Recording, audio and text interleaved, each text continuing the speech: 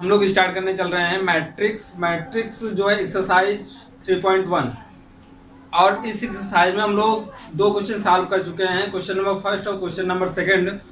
जो पिछले पार्ट में हम लोगों ने पिछले वीडियो के पार्ट में हम लोगों ने किया था, उसमें पहले हम लोगों ने पहले नियम को पूरा सीखा था, उसके बाद हम लोगों ने फर्स्ट और सेकंड क्वेश्चन को सॉल्व किया था। आज हम लोग उसी कड़ी को आगे बढ़ाते हुए आगे के क्वेश्चन को सॉल्व करेंगे। 3, 4, 5 अप टू 8 तक पूरे 8 क्वेश्चन दिए गए हैं, उन्हीं को हम लोग सॉल्व करेंगे, जो पूरे के पूरे एनसीईआरटी बेस्ड हैं, एनसीईआरटी के बुक से हैं। तो आइए हम लोग उन्हें सॉल्व करते हैं।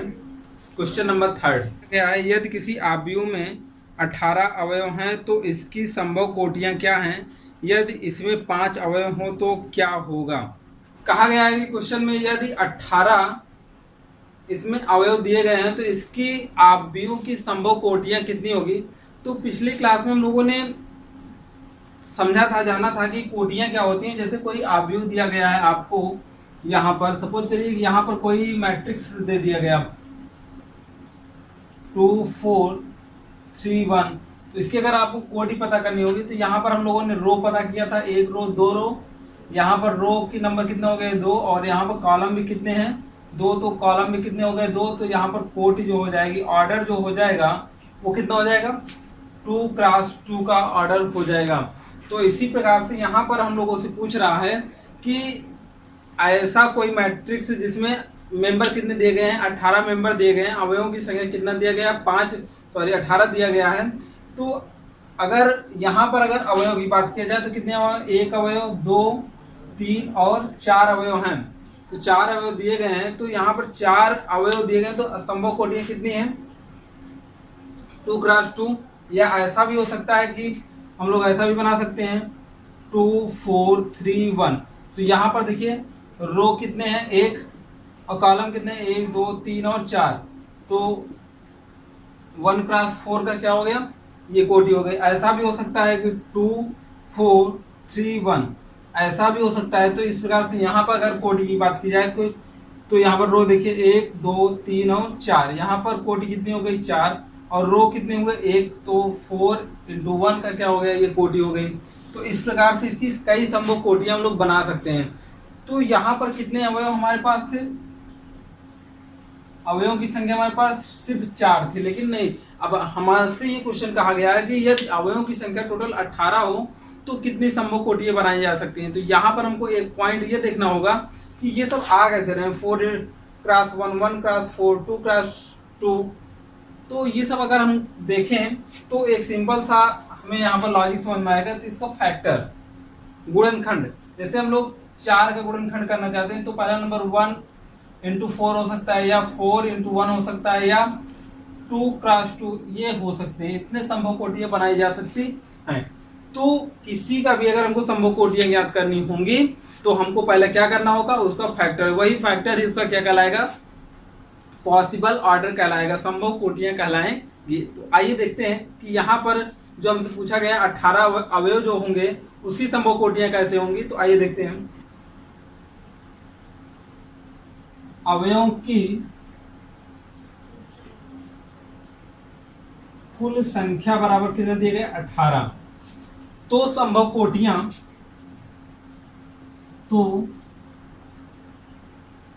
कोटियां जो होंगी वो 1 इंटू 18 हो सकता है, 18 इंटू 1 हो सकता है, 6 इंटू 3, 3 का 6 में मल्टीप्लाई करेंगे कितना आएगा 18 आएगा, या 3 इंटू 6। इसी प्रकार से 9 इंटू 2 या 2 इंटू 9। ठीक है, तो इस प्रकार से इतनी संभव कोटियां बनाई जा सकती हैं। यदि अवयवों की संख्या 5 हो तो ये इसमें तीसरे का पहला पार्ट रहा, ये दूसरा पार्ट जो है, यदि अवयवों की संख्या जो है कितना हो 5 हो तो कितनी संभव कोटियां होंगी। तो यहाँ पर देखिए, तो संभव कोटियां कितनी हो जाएंगी 5 एक जो है ऑड नंबर है, ऑड नंबर में हम लोग फैक्टर करेंगे तो यहाँ पर 1 इंटू 5 हो सकता है या 5 इंटू 1 हो सकता है, और कोई पॉसिबल फैक्टर यहाँ पर नहीं है। तो यहाँ पर संभव कोटियां ऐसे हो सकती हैं 1 क्रॉस 5 या 5 क्रॉस 1, तो यही दो संभव कोटियां हो जाएंगी और यही इसका क्या हो जाएगा, आंसर हो जाएगा। तो क्वेश्चन नंबर 3 बहुत ही आसान था। हम लोगों को समझना क्या था कि अगर हमको फैक्टर आता है, गुणनखंड आता है, तो आसानी से इसकी संभव कोटियां हम लोग ज्ञात कर सकते हैं। आइए हम लोग अगला क्वेश्चन देखते हैं। Question number 4। क्वेश्चन आपसे कह रहा है कि एक 2 क्रॉस 2 आव्यूह AIJ की रचना कीजिए जिसके अवयव निम्नलिखित प्रकार से प्रदत्त हैं। देखिए क्वेश्चन नंबर 4 का आपको दिया गया है, फर्स्ट पार्ट का रहा है AIJ I प्लस जे का स्क्वायर बाई 2। तो कहा जा रहा है कि एक आप आव्यूह ज्ञात कीजिए जो 2 क्रॉस 2 का आव्यूह है, ये आपसे कह रहा है। तो देखिए क्वेश्चन बहुत ही आसान है। 2 क्रॉस 2 का आव्यूह, 2 क्रॉस 2 के आव्यूह में अगर हम लोग बात करें कि कितने अवयव होते हैं तो बात की जाएगी 4 अवयव होंगे, 2 दूनी 4, मतलब अवयवों की संख्या कितनी होगी, 4। तो हम लोग यहाँ पर ऐसे कर सकते हैं 2 क्रॉस 2 A11 A12 A21 और A22, ये इतने अवयव होंगे और इस प्रकार से व्यवस्थित होंगे। तो हम आपको बताए थे कि अगर ये ऐसा लिखा हुआ है AIJ कहीं पर लिखा हुआ है तो I जो प्रेजेंट करेगा वो रो को प्रेजेंट करता है, मतलब पंक्ति को प्रेजेंट करता है, और जो J होता है वो कॉलम को, ये कॉलम को प्रेजेंट करता है। तो हम लोग ये कह सकते हैं कि यहाँ पर I, अगर हम लोग A11 निकालने की बात करते हैं, A11 जब हम लोग निकालेंगे तो देखिए I के स्थान पर क्या हो जाएगा, 1 हो जाएगा, और J के स्थान पर भी क्या हो जाएगा, 1 हो जाएगा। तो यहाँ पर देखिए A11 होगा तो ऐसा फॉर्म आएगा, तो 1 प्लस 1 का स्क्वायर बाई 2। तो 1 और 1 कितना हो गया, 2, 2 का स्क्वायर आएगा 4, 4 से कैंसिल होकर कितना आ जाएगा, 2। तो मतलब A11 का मान कितना आएगा, 2। इसी प्रकार से हम लोग बात करेंगे आगे। देखिए अगला हम लोग निकालेंगे A12 बराबर कितना आ जाएगा, I प्लस J का स्क्वायर बाई 2। मतलब यहाँ पर 1 प्लस 2 का स्क्वायर बाई 2, 2 1 3, 3 का स्क्वायर 9, 9 बाई 2। मतलब A12 का मान कितना आ गया, 9 बाई 2, और A11 का मान कितना आ गया, A11 का मान आया है 2। दो वैल्यू हमको पता हो गए। तीसरी वैल्यू पता करना है A21। A21 इक्वल टू, यहाँ पर I के स्थान कितना रखेंगे, 2 रखेंगे, 2 प्लस 1 का स्क्वायर बाई 2। देखिए यहाँ पर I के स्थान पर हमने 2 रखा और J के स्थान पर 1 रखा बाई 2। चूंकि यहाँ पर I मतलब रो का कितना है, 2 है। तो यहाँ पर फिर वही इसे सॉल्व करेंगे तो कितना आ जाएगा, 9 बाई 2। अब हमारे पास नेक्स्ट जो है वैल्यू जो हमको मिलती है A22 का मान प्राप्त होता है। तो A22 इक्वल टू आएगा 2 प्लस 2 का स्क्वायर बाई 2। तो A22 इक्वल टू आ जाएगा 2 2 4, 4 का स्क्वायर 16, 16 बाई 2। ये कैंसिल करेंगे तो A22 इक्वल टू 8 आ जाएगा। कितना आ जाएगा, 8 आ जाएगा। तो यहाँ से हम लोग अब सॉल्व करेंगे, इसे सॉल्व इस रूप में फॉर्म करेंगे। तो A जो आया था हमारा, A11 था, A12 था, A21 था, A22। तो यहाँ पर A11 का मान रखेंगे 2, A11 का मान रखेंगे 2, A12 का मान रखेंगे 9 बाई 2, 9 बाई 2, और A21 का मान रखेंगे कितना, 9 बाई 2, और A22 की वैल्यू आई कितना, 8। ये क्या हो जाएगा, इसका आंसर हो जाएगा। देखिए ये 2 क्रॉस 2 का है नहीं, 2 रो हैं और 2 कॉलम है। तो 2 क्रॉस 2 का एक हमारे पास क्या आ गया, मैट्रिक्स आ गई, जो यही हमसे क्वेश्चन सॉल्व करवाना चाहता था। क्वेश्चन यही कह रहा था कि 2x2 का एक मैट्रिक्स है और ए I J equal to I plus जे का स्क्वायर बाई 2 है, तो मैट्रिक्स फाइंड आउट कीजिए। तो इस प्रकार से हम लोग मैट्रिक्स फाइंड आउट कर लेते हैं। आइए इसका हम लोग सेकंड पार्ट देखते हैं। सेकंड पार्ट क्या रहा है हमसे, आई अपान जे, आई अपान जे। अगर ऐसा है तो भी हमको 2x2 के मैट्रिक्स हमको ज्ञात करना है। तो 2x2 के मैट्रिक्स ज्ञात करने के लिए देखिए फिर वही a इक्वल टू यहाँ पर सॉल्व करेंगे a11 a12 a21 a22 ऐसा सॉल्व करेंगे। तो यहाँ पर a11 का मान जो आएगा a11 i का स्थान कितना रखेंगे 1 रखेंगे, j का स्थान पर वही 1 अपान 1 इक्वल टू कितना आ जाएगा। तो इस प्रकार से हम लोग सॉल्व करके a11 इक्वल टू आ जाएगा 1 और a12 इक्वल टू कितना आ जाएगा 1/2 1/2। तो a12 का मान कितना आ गया a1/2 और a13 का मान जब सॉल्व करेंगे तो देखिए a13 इक्वल टू कितना आ जाएगा, सॉरी a21 इक्वल टू कितना आ जाएगा 2/1, मतलब a21 इक्वल टू कितना आ गया 2 आ गया और a22 इक्वल टू आ जाएगा 2/2 सॉल्व होकर a22 इक्वल टू आ जाएगा 1। तो देखिए हमारे पास कई वैल्यू यहाँ पर प्राप्त हो गए, क्या कि a इक्वल टू हम लोग ज्ञात कर सकते हैं a11। देखिए a11 का मान कितना है 1 है, यहाँ पर 1 रख दिए। a12 का मान कितना है 1/2 और a21 का मान कितना है और a22 1। तो ये क्या हो गया मैट्रिक्स हमारा आ गया। तो ये 2x2 का मैट्रिक्स ये भी है। तो इस प्रकार से हमने 2 सवाल सॉल्व किए।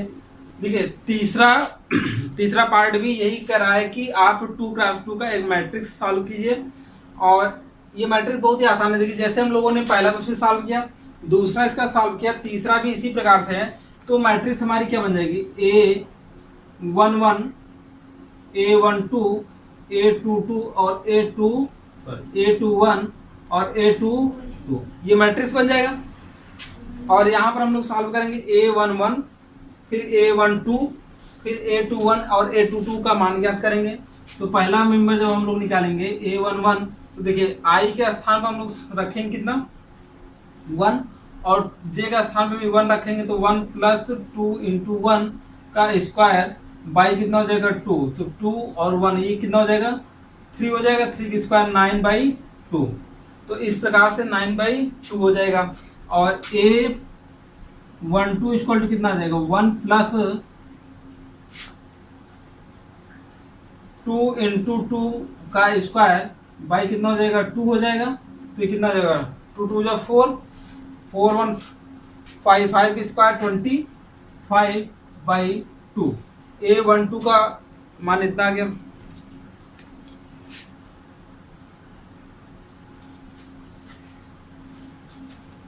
और इसी प्रकार से हम लोग आगे मान ज्ञात करेंगे a21 का।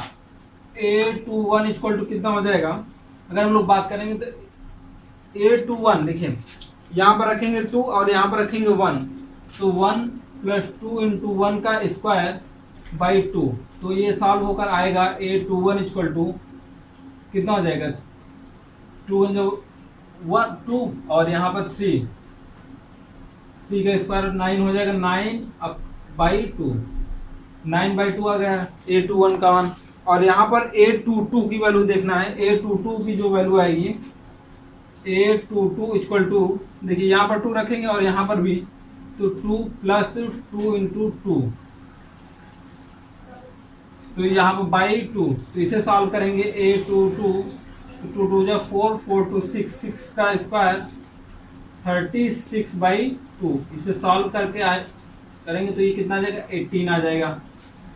अब देखिए यहाँ पर हमसे वैल्यू पूछा है ए मैट्रिक्स निकालना है। तो ए मैट्रिक्स a11 का मान कितना आया 9/2 आया है, यहाँ पर रखेंगे 9/2। और a12 की वैल्यू देखिए a12 की वैल्यू 25 25/2 कितना है 25/2 और यहाँ पर A21 की वैल्यू कितना है 9/2 और A22 की वैल्यू कितनी है 18।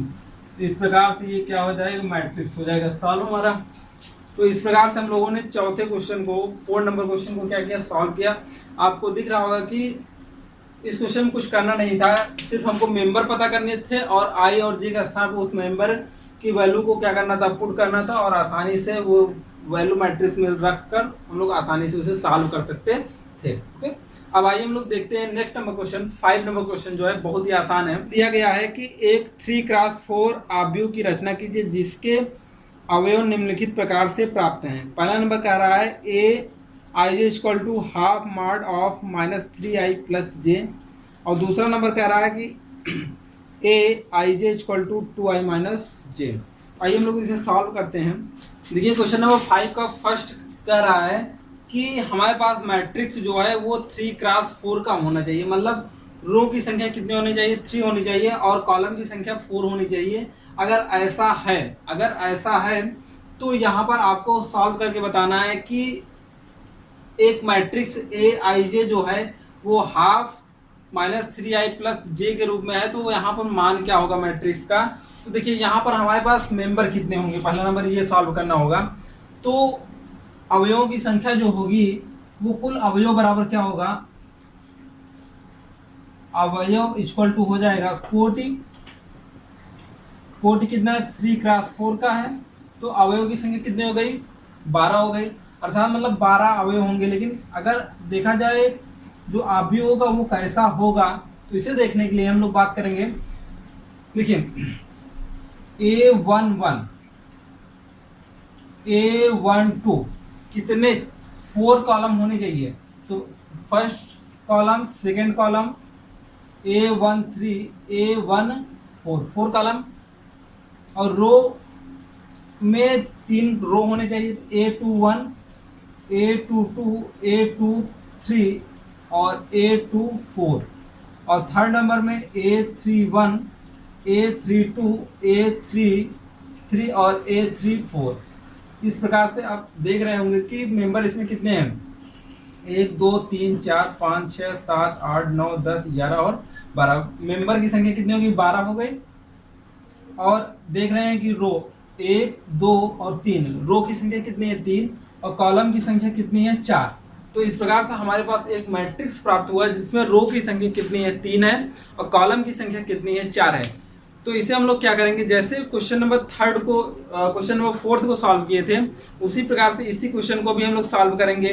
A11 का मान निकालेंगे, फिर A12 का मान निकालेंगे, इसी प्रकार से सॉल्व करते हुए जाएंगे और पूरी की पूरी वैल्यू यहाँ पर रखकर फिर मैट्रिक्स का मान हम लोग ज्ञात कर लेंगे बहुत ही आसानी से। देखिए कैसे, अगर A11 का मान हम लोग निकालना चाहते हैं तो A11 इक्वल टू जो आएगा वो कितना हो जाएगा, ध्यान से देखिएगा, यहां पर रखेंगे 1/2 मॉड -3 आई के स्थान पर कितना है 1, आई के स्थान कितना है 1 और जे के स्थान पर कितना है 1। तो इसे सॉल्व करेंगे, 3 में 1 का मल्टीप्लाई करेंगे 3 आएगा और -3 में एक जोड़ेंगे तो कितना आएगा -2। लेकिन -2 को जब मॉड से बाहर निकालेंगे कितना आ जाएगा +2 और यहाँ पर ये हो जाएगा 2/2 इक्वल टू 1।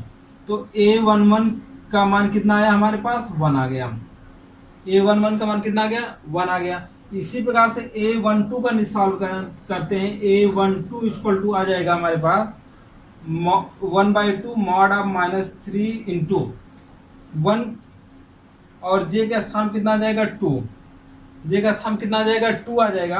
तो यहाँ पर 3 से 1 में मल्टीप्लाई करेंगे कितना आ जाएगा -3 और +2 कितना आ जाएगा -1। जब -1 आएगा, -1 जब बाहर निकालेंगे यहाँ पर मॉड से तो A12 इक्वल टू आ जाएगा +1/2। मॉड से जब बाहर आएगा तो निगेटिव सिंबल क्या हो जाता है पॉजिटिव हो जाता है। तो -3 इंटू 1 -3 +2 ऐड करेंगे तो कितना आएगा -1 आएगा, -1 मॉड से बाहर निकालेंगे तो +1/2। तो A12 की वैल्यू प्राप्त हो गई। इसी प्रकार से A13 इक्वल टू 1/2 माड कितना -3 इंटू 1 प्लस कितना 3। तो देखिए आ जाएगा 3 इंटू 1 -3, -3 इंटू 1 -3 और यहाँ पे +3, तो ऐड होकर आ जाएगा 0। तो 0 से किसी भी संख्या में जब हम लोग मल्टीप्लाई करते हैं तो वैल्यू कितनी आती है 0। तो मतलब A13 का मान कितना आ गया 0 आ गया। अब देखिए हम लोग सॉल्व करेंगे A14 की वैल्यू। जब A14 का मान निकालते हैं A14 इक्वल टू जब सॉल्व करेंगे तो कितना आएगा, यहाँ पर रखेंगे हाफ मॉड ऑफ -3 इंटू कितना -3 इंटू 1 प्लस 4। इसे सॉल्व करेंगे -3 इंटू 1 -3 प्लस 4 कितना आ जाएगा +1। और यहाँ पर +1 जब मॉड से बाहर निकालेंगे तो ये +1 ही रहेगा और 1/2 टोटल इसका आ जाएगा A14 का मान आ जाएगा। इस प्रकार से हमने एक रो को क्या कर लिया सॉल्व कर लिया। अब चलते हैं दूसरे रो को सॉल्व करते हैं। जब दूसरे रो को सॉल्व करते हैं तो आ जाएगा A21 कितना आ जाएगा A21। जब A21 को जब हम लोग सॉल्व करेंगे तो यहाँ पर देखिए 1/2 -3 इंटू कितना 2 प्लस 1। तो 3 में 2 से जब मल्टीप्लाई करेंगे 3 इंटू 2 जब मल्टीप्लाई करेंगे तो कितना आएगा 6 -6 प्लस 1 कितना 5 -5।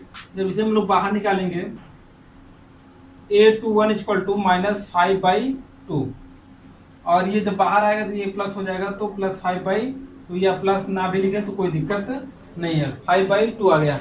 और A21 हो गया। A22 जब सॉल्व करेंगे तो 1/2 -3 इंटू 2 प्लस कितना हो जाएगा 2 -3 इंटू 2 -6 और प्लस 2 कितना आ जाएगा 4 आ जाएगा। -4 जब इसे मॉड से बाहर निकालेंगे तो 4/2 और ये हो जाएगा कितना 2। मतलब A22 की वैल्यू आई कितना हमारे पास 2। A22 की वैल्यू कितनी आई 2। अब इसी प्रकार से A23 की वैल्यू निकालेंगे। A23 की वैल्यू जब निकालेंगे तो 1/2 -3 इंटू 2 प्लस कितना 3 तो -6 प्लस 3 -3। तो A23 इक्वल टू कितना आ जाएगा 3/2 क्या आ जाएगा 3/2। अब आगे इसी प्रकार से हम लोगों को सॉल्व करना है। A23 हो गया। A24 निकालेंगे। यहाँ पर A24 जब सॉल्व करेंगे तो ये आ जाएगा 1/2 -3 इंटू कितना आई की वैल्यू कितना है हमारे पास 2 है। यहाँ पर 2 रखेंगे प्लस 4। तो देखिए यहाँ पर 3 2 6 -6 आएगा और प्लस 4 कितना आ जाएगा -2 जब मॉड से बाहर निकालेंगे तो कितना आ जाएगा 2/2 मतलब 1 आ जाएगा। कितना आ जाएगा 1 आ जाएगा। अब इसी प्रकार से हम लोगों ने पहले रो को सॉल्व कर लिया, दूसरे रो को सॉल्व कर लिया। अब तीसरा रो सॉल्व करना है। जब तीसरा रो सॉल्व करते हैं तो देखिए A31 से स्टार्ट करते हैं। A31 इक्वल टू कितना आ जाएगा 1/2 -3 इंटू 3 प्लस 1। यहाँ पर हमने I की वैल्यू रखी, यहाँ पर J की वैल्यू रखी। तो 3 3 जा 9 -9 प्लस 1 कितना आ जाएगा 8 -8 बाहर आएगा तो 8/2 मतलब 4 आ जाएगा। A32 अगला टर्म क्या है A32 जब है A32 जब हम लोग सॉल्व करेंगे तो 1/2 और यहाँ पर -3 इंटू कितना 3 प्लस 2। तो देखिए 3 3 जा 9 9 प्लस 2 7 वो भी क्या -7। तो A32 और मार्च से जब 7 -7 बाहर आएगा तो 7/2 हो जाएगा।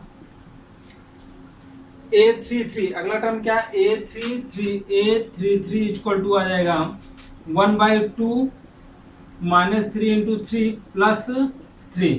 तो 3 3 जा 9 -9 प्लस 3 कितना आ जाएगा -6 और 6 को जब 2 से डिवाइड करेंगे कितना आ जाएगा 3 आ जाएगा। A33 इक्वल टू कितना आ गया 3 आ गया। अब लास्ट टर्म इसका आता है A34। जब A34 जब सॉल्व करेंगे तो देखिए 1/2 3 इंटू 3 वो भी माइनस में प्लस 4 3 3 जा 9 9 -9 प्लस 4 इक्वल टू 5, तो A34 equal to 5/2, A34 equal to 5/2। तो इसे जब हम लोग मैट्रिक्स के रूप में देते हैं तो देखिए मैट्रिक्स हमारा क्या था, ये था मैट्रिक्स हमारा, ये था। ये सब जो प्राप्त हुए ये अवयवों की वैल्यू प्राप्त हुई है, मेंबर्स के वैल्यू प्राप्त हुई। तो यहाँ पर मेंबर्स की वैल्यू को पुट करते हैं A इक्वल टू, तो A इक्वल टू हमारा जो आएगा मैट्रिक्स की वैल्यू, तो देखिए क्या आएगा, A11 की वैल्यू 1 है, यहाँ पर 1 रखेंगे। A12 की वैल्यू 1/2 है, तो यहाँ पर 1/2 सॉल्व करके रख देंगे। A13 कितना है, 0 है, 0 रख देंगे। A14 कितना है, 1/2 है, तो 1/2। A21 की वैल्यू 5/2 है, तो देखिए अगला रो आ गया 5/2। A22 की वैल्यू कितनी है, 2 है, तो 2 रखेंगे। और A23 की वैल्यू कितना है, 3/2, यहाँ पर 3/2 रख दिए। यहाँ पर A22 की वैल्यू कितनी है, 1, सॉरी ये A24 है, A24 की वैल्यू कितना है, 1। और यहाँ पर A31 कितना है, 4, A32 की वैल्यू कितना है, 7/2। और A33 वैल्यू 3 है, और A34 की वैल्यू कितनी, 5/2। इस प्रकार से ये मैट्रिक्स का क्या हो जाएगा, आंसर हो जाएगा। इस प्रकार से इस मैट्रिक्स का क्या हो जाएगा, आंसर हो जाएगा। इसी प्रकार से दूसरा क्वेश्चन इसमें दिया गया है। दूसरा क्वेश्चन बहुत ही आसान है। कहा जा रहा है दूसरे नंबर में कि इसी 3x4 का ही मैट्रिक्स आप लोग ज्ञात कीजिए, 3x4 का ही मैट्रिक्स ज्ञात कीजिए, जबकि Aij इक्वल टू दिया गया है 2i - j, ऐसा दिया गया है। तो हम लोग इसी प्रकार से जैसे इस क्वेश्चन को सॉल्व किए हैं, यहाँ पर रखेंगे 2i - j, और सेम यही प्रोसेस करेंगे। और A11, A12, A23 सारी वैल्यू हम लोग सॉल्व करके यहाँ पर ज्ञात करेंगे। ये क्वेश्चन आप लोगों के लिए है, आप लोग सॉल्व करिएगा। अगर नहीं आएगा तो कमेंट करिएगा कि सर नहीं आया, तो मैं इस क्वेश्चन को अलग से सॉल्व करके वीडियो बना कर यूट्यूब पर अपलोड कर दूंगा, जिससे आपको मिल जाएगा। ठीक है, तो आइए हम लोग बढ़ते हैं अगले क्वेश्चन की ओर। क्वेश्चन नंबर 6 जो है कह रहा है हमारा, लिखित में x, y तथा z के मान ज्ञात कीजिए। इसमें भी 3 क्वेश्चन दिए गए हैं, फर्स्ट, सेकंड, थर्ड, और तीनों ही क्वेश्चन बहुत ही आसान है। देखिए कहा जा रहा है ये मैट्रिक्स 4, 3, x, 5 और y, z और 1 और 5 जो दिए गए हैं, इसमें कह रहा है कि ये दोनों बराबर हैं। तो यहाँ पर x और y, z का मान ज्ञात करना है। तो देखिए बहुत ही आसान क्वेश्चन दिया गया है। 6 का जो है फर्स्ट पार्ट, कहा जा रहा है कि x, y और z का मान ज्ञात कीजिए, जबकि मैट्रिक्स ये दोनों आपस में बराबर हैं। तो जब हम पिछले वाले वीडियो के पार्ट में जब हम आप लोगों को क्वेश्चन सॉल्व करवा रहे थे, क्वेश्चन सॉल्व कराने से पहले कुछ रूल पढ़ाए थे, और वहां पर एक समानित इक्विलिब्रियम स्टेट को पढ़ाए थे, इक्विलिब्रियम इक्वेशन को पढ़ाए थे। वहां पर बताया गया था कि ये जो है समानित कब होंगे, जब इनके अवयव आपस में बराबर हों, इनका ऑर्डर सेम हो, मतलब क्रम क्या हो, कोटि क्या हो, सेम हो। तो पहला नंबर यहाँ पर चेक करेंगे क्या कोटि सेम है। तो कोटि देखिए 2x2 का ये भी है, 2x2 का ये भी है, दोनों 2x2 के हैं, तो इसका मतलब कोटि सेम है, तो बराबर हो सकते हैं। अगर बराबर हैं तो इनमें जो अवयव ये वाला होगा ये इसके बराबर होगा, ये अवयव इसके बराबर होगा। मतलब कहने का आशा ये है कि ये अवयव इसके बराबर होगा और ये अवयव इसके बराबर होगा, और इनका मतलब सभी का स्थान आपस में क्या होता है, बराबर होता है। तो देखिए, तो हम लोग लिखेंगे दोनों मैट्रिक्स मतलब आव्यूह, दोनों आव्यूह क्या है, समानित है, समानित हैं। दोनों आव्यूह क्या है, समानित हैं। तो 4 बराबर क्या हो जाएगा, y, अर्थात इसे हम लोग लिख सकते हैं y इक्वल टू 4। y का मान हमको पता चल गया। दूसरा number 3 equal to z, 3 equal to क्या हो जाएगा, z हो जाएगा। या इसी को हम लोग क्या ले सकते हैं, जेड इक्वल टू क्या हो जाएगा 3 हो जाएगा, दूसरा वैल्यू हमको पता चल गया। अब तीसरा हमको ज्ञात करना है यक्स इक्वल टू क्या हो जाएगा 1, तो ये कितना हो जाएगा यक्स इक्वल टू 1। तो इस प्रकार से हमें तीनों आंसर क्या हो जाते हैं पता हो जाते हैं, यक्स और वाई और जेड। बहुत ही क्वेश्चन आसान था। इसका सेकंड पार्ट हम लोग देखते हैं। सेकंड पार्ट क्या रहा है इसका कि x plus y two 5 plus z x y बराबर है मैट्रिक्स 6, 2, 5 और 8 के मैट्रिक्स के बराबर है। तो ये क्वेश्चन आसान है, लेकिन यहाँ पर हमें कुछ इक्वेशन को सॉल्व करना पड़ेगा तभी आंसर आएगा, ऐसे नहीं आएगा आसानी से। तो देखिए यहाँ पर ये पूरा मिलाकर एक एलिमेंट कहलाएगा, एक अवयव कहलाएगा। ये अवयव किसके बराबर होगा 6 के। तो हम लोग लिखते हैं x plus y equal to कितना 6, x plus y equal to 6। और नेक्स्ट नंबर यहाँ पर 2 दिया गया है, 2 और 2 आपस में बराबर में कोई दिक्कत नहीं। 5 प्लस जेड इक्वल टू कितना हो जाएगा 5, 5 प्लस जेड इक्वल टू 5। तो इसे 5 की साइड में ले जाएंगे तो -5 होगा। जेड इक्वल टू 5 माइनस 5 मतलब जेड इक्वल टू कितना आ गया 0 हो गया। जेड की वैल्यू हमको 0 प्राप्त हो गई। अब पता करना है एक्स वाई। एक्स वाई किसके बराबर होगा 8 के बराबर होगा। एक्स वाई किसके बराबर होगा एक्स वाई मतलब x into y equal to किसके बराबर होगा 8 के बराबर होगा। अब आपसे पूछा जा रहा है कि एक्स और वाई की वैल्यू फाइंड आउट कीजिए।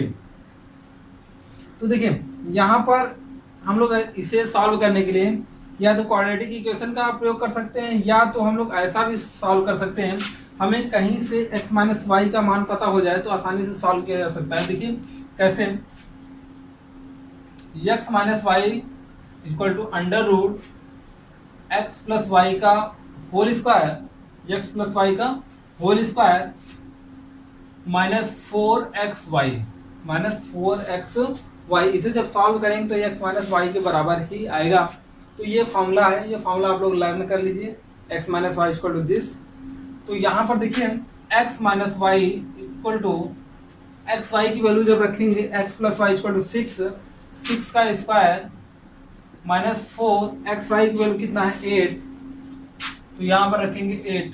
तो x minus Y equal to कितना 36, 8 और 4 का मल्टीप्लाई करेंगे 32 आएगा। कितना आ जाएगा 30। तो इसे जब सॉल्व करेंगे x माइनस वाई इसे सॉल्व करेंगे कितना आएगा अंडर रूट 4। तो x minus Y equal to कितना आ जाएगा 2। अगर हम लोग इसे इक्वेशन नंबर 1 माने और इक्वेशन नंबर 2 माने तो इक्वेशन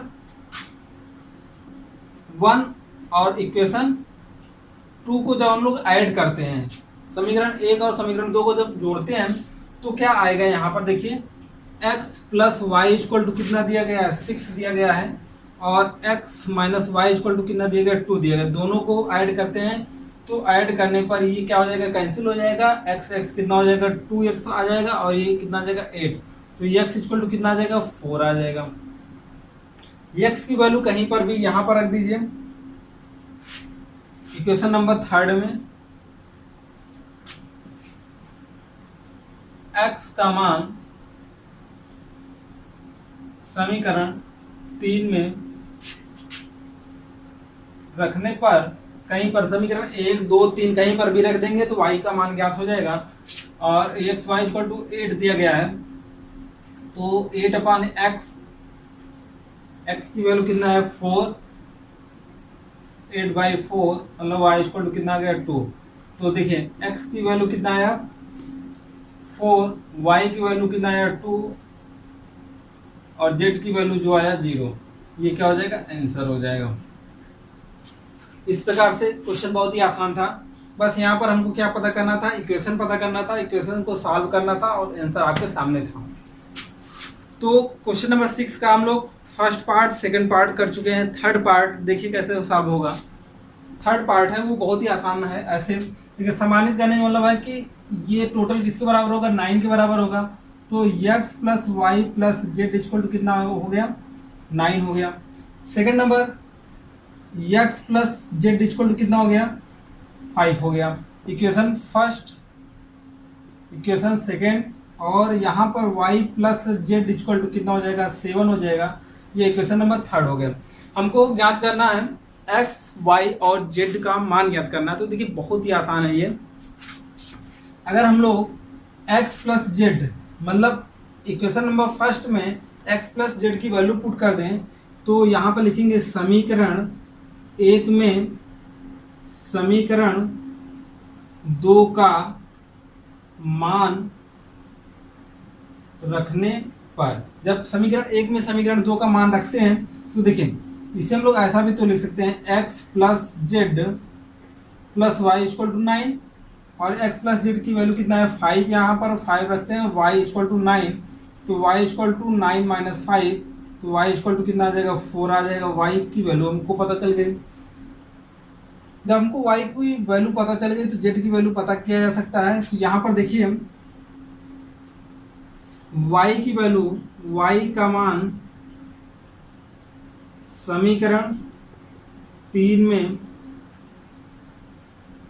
रखने पर, जब समीकरण 3 में रखते हैं तो y का मान, तो यहाँ पर देखिए y का मान यहाँ पर जब रखेंगे तो 4 प्लस z इक्वल टू 7, तो इसको इस साइड में लाएंगे तो z इक्वल टू कितना आ जाएगा 3 आ जाएगा। कितना आ जाएगा 7 में से 4 को सब्ट्रैक्ट करने कितना आ जाएगा 3 आ जाएगा। अब देखिए हमको क्या y की वैल्यू पता हो गई, z की वैल्यू पता हो गई, अब पता करना है x की वैल्यू। तो यहाँ पर z का मान जो है समीकरण 2 में रख देते हैं। तो यहाँ पर z का मान समीकरण 2 में रखने पर, जब z का मान समीकरण 2 में रख देते हैं तो देखिए क्या सॉल्व होकर आएगा। यहाँ पर रखेंगे कितना z का मान 3, तो x प्लस 3 इक्वल टू कितना 5, तो ये हो जाएगा x बराबर 5 माइनस 3, तो x बराबर मतलब x इक्वल टू आ गया कितना 2, तो वैल्यू कितनी आई x equal to 2, y equal to 4 and z equal to 3। ये आ गया क्या आंसर आपका। x y और z इक्वल टू सारी वैल्यू हमको पता हो गई। तो मतलब क्वेश्चन बहुत ही आसान था, सिर्फ हमको क्या करना था समानित अवयव का उपयोग करना था। समानित के पहले हमको ऑर्डर देखना था, एक ही ऑर्डर के होते हैं तो क्वेश्चन को सॉल्व करना बहुत ही आसान होता है। और इक्वेशन के रूप में बनाते हैं, इक्वेशन के रूप में बनाने के बाद बीजगणित नियम का यूज करते हैं, बीजगणित नियम का यूज करने के बाद सारे आंसर आपके सामने हो जाते हैं। आइए हम लोग देखते हैं अगला क्वेश्चन। क्वेश्चन नंबर जो है 7 है, वो भी बहुत ही आसान क्वेश्चन है। क्वेश्चन नंबर 7 कह रहा है समीकरण a minus b 2a plus c 3a minus b 3c plus d एक मैट्रिक्स में है और -1 5 0 13 एक मैट्रिक्स के बराबर है से a b c तथा d के मान ज्ञात कीजिए। देखिए क्वेश्चन नंबर 7 जो कह रहा है वो कह रहा है कि a b c और d का मान ज्ञात कीजिए, जबकि ये मैट्रिक्स और ये मैट्रिक्स आपस में क्या है बराबर है। तो देखिए बहुत ही क्वेश्चन को आसानी से सॉल्व किया जा सकता है। क्या समानित का चिन्ह आपको इक्वल लगाया तो समानित मैट्रिक्स भी दोनों के देखिए 2x2 और 2x2 दोनों के सेम है, तो ऑर्डर भी दोनों के सेम है और यहाँ से समानित का सिंबल भी लगा हुआ है, इक्वल का सिंबल लगा हुआ है, तो ये समानित है। तो हम लोग आपस में कंपेयर कर सकते हैं, बहुत ही आसानी से कंपेयर कर सकते हैं। तो देखिए यहाँ पर a minus b equal to कितना हो सकता है -1। फर्स्ट इक्वेशन हमको प्राप्त हो गया, इक्वेशन नंबर फर्स्ट प्राप्त हो गया।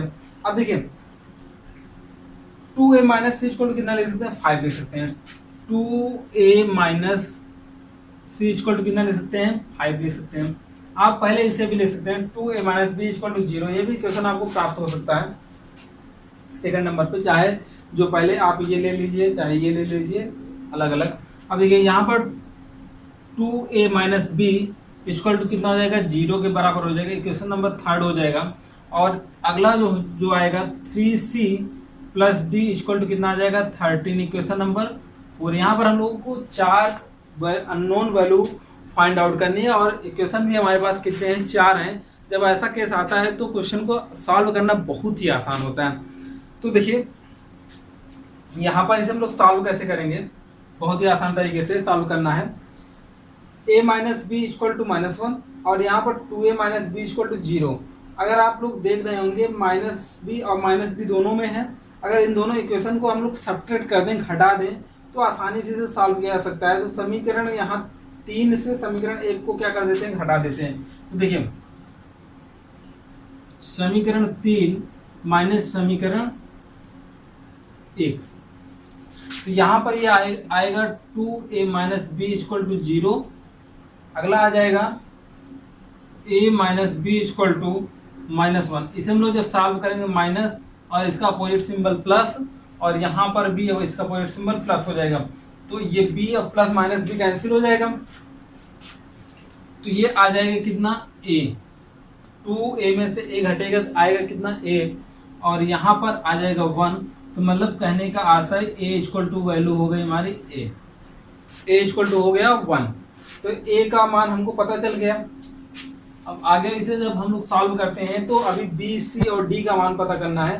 तो देखिए b की वैल्यू हम लोग पता कैसे करेंगे, a की वैल्यू हमको पता चल गई है, a की वैल्यू यहाँ पर रखेंगे इक्वेशन नंबर फर्स्ट में, b की वैल्यू पता हो जाएगी, या यहाँ पर रख दें तब भी b की वैल्यू पता हो जाएगी आसानी से। तो देखिए a की वैल्यू कहाँ पर रखते हैं, समीकरण 1 में a का मान समीकरण 1 में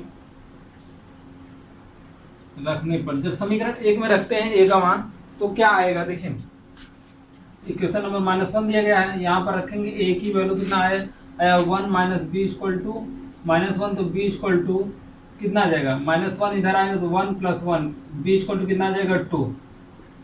यदि आप a का मान इक्वेशन नंबर हम लोग थर्ड में रखते, यहाँ पर रखते a की वैल्यू 1, तो आ जाता 1 का 2 मल्टीप्लाई करते 2 और b इक्वल टू 2 आ जाता है। यहाँ से भी वहाँ से भी दोनों की वैल्यू b इक्वल टू कितना आ जाता है 2, और यहाँ पर भी कितना आ रहा है 2।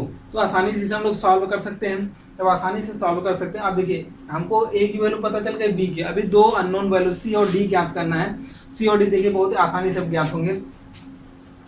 यहाँ पर देखिए 2c minus 5 equal 2a minus equal to 5 है। a की वैल्यू हमको पता है, एक वैल्यू पता है तो दूसरी वैल्यू आसानी से ज्ञात किया जा सकता है। तो हम लोग ये भी कह सकते हैं कि a की वैल्यू समीकरण किसमें 2 में रखने पर a का मान समीकरण 2 में रखने पर, जब a का मान समीकरण 2 में रखते हैं, देखिए 2a का मान 1 है माइनस c इक्वल टू 5, तो c इक्वल टू 2 माइनस 5, तो c इक्वल टू कितना आ जाएगा -3, कितना आ जाएगा, c इक्वल टू -3 आ जाएगा। ये c की वैल्यू हो गई। अब d की वैल्यू पता करनी, तो देखिए d की वैल्यू पता करने के लिए हमको c की वैल्यू पता हो गई, d की वैल्यू आसानी से ज्ञात किया जा सकता है। तो c का मान कहाँ, समीकरण किसमें 4 में रखने पर, जब समीकरण 4 में रखते हैं तो यहाँ पर देखिए 3 × -3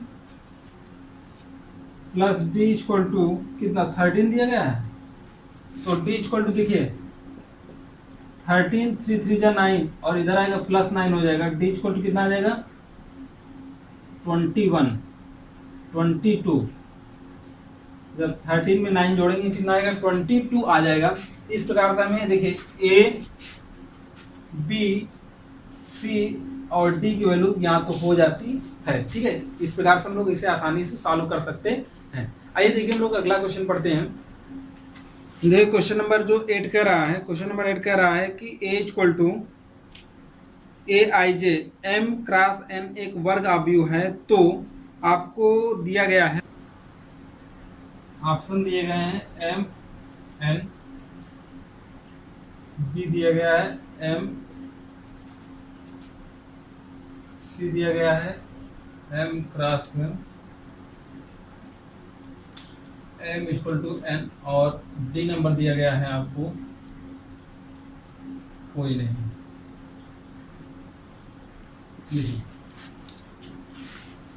क्वेश्चन नंबर 7 कह रहा है, क्वेश्चन नंबर 8 कह रहा है कि A matrix aij m cross n का है, एक वर्ग आव्यूह है, तो इनमें से ऑप्शन में से हो सकता है m is less than n, m is greater than n, m is equal n, इनमें से कोई नहीं।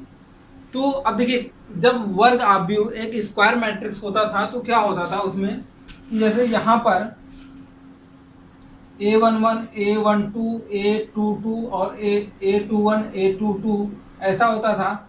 तो इनमें देखिए रो की संख्या कितनी है 2, कॉलम की संख्या कितनी है 2, मतलब ये m की वैल्यू और n की वैल्यू क्या होती थी, सेम होती थी। अगर 3 3 का लेना हो A11 A12 A13 A21 A22 A23 A2 A31 A32 A33, अगर ऐसा है तो यहाँ पर देखिए 1 2 और 3, यहाँ पर कितने रो हैं 3 और कॉलम भी कितने हैं 3, तो रो की संख्या 3 कॉलम की संख्या 3, तो यहाँ पर 3 क्रॉस 3 मतलब m और n के मान अगर वर्ग आव्यूह है तो m और n के मान क्या होते हैं आपस में बराबर होते हैं। तो यहाँ पर ऑप्शन कौन सा सही होता है, ऑप्शन नंबर 3। जब वर्ग आव्यूह होते हैं तो पंक्ति और कॉलम के मान आपस में क्या होते हैं बराबर होते हैं। क्वेश्चन नंबर 9 जो कह रहा है कि x तथा y के प्रदत्त किन मानों के लिए आव्यूहों के निम्नलिखित युग्म समान हैं। देखिए क्वेश्चन नंबर 9 जो कह रहा है ऐसा दिया गया है, अगर ऐसा दिया गया है तो कह रहा है कि प्रदत्त मान के लिए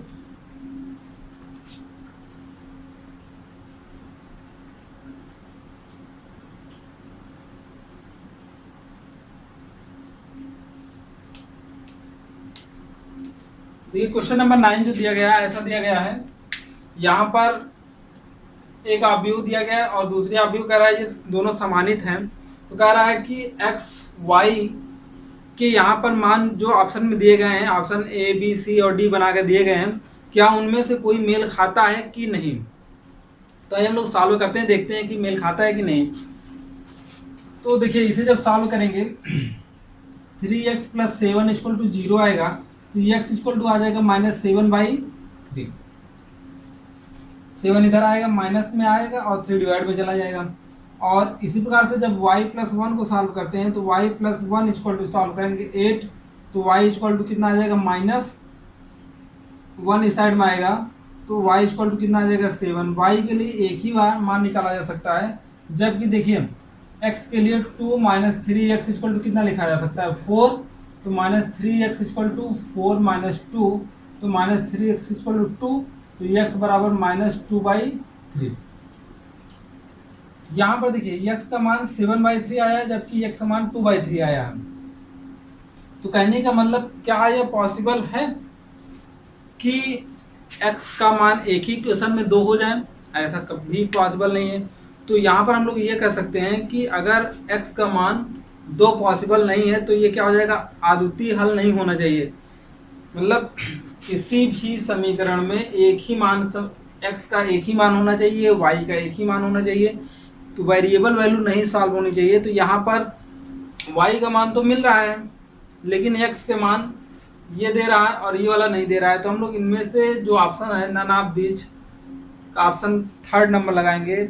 ऑप्शन नंबर 2nd है, ऑप्शन नंबर 2nd है कि ज्ञात नहीं किया जा सकता है, ज्ञात नहीं किया जा सकता, ये ऑप्शन है। ठीक है, तो ज्ञात क्यों नहीं किया जा सकता, क्योंकि यहाँ पर x के 2 मान हैं। अगर एक मान होता तो आसानी से हम लोग कह देते कि ये वैल्यू होगी, लेकिन यहाँ पर जब x के 2 मान है तो इसे ज्ञात नहीं किया जा सकता है। ठीक है, आइए हम लोग देखते हैं क्वेश्चन नंबर 10 क्या है। क्वेश्चन नंबर 10 जो है बहुत ही आसान है, लेकिन थोड़ा सा है समझने योग्य। क्वेश्चन नंबर 10 क्वेश्चन नंबर 10 जो है 3x3 कोड के ऐसे अवयवों की कुल कितनी संख्या होगी जिनकी प्रत्येक समष्टियां 0 या 1 हैं, 0 या 1 हैं। तो यहाँ पर देखिए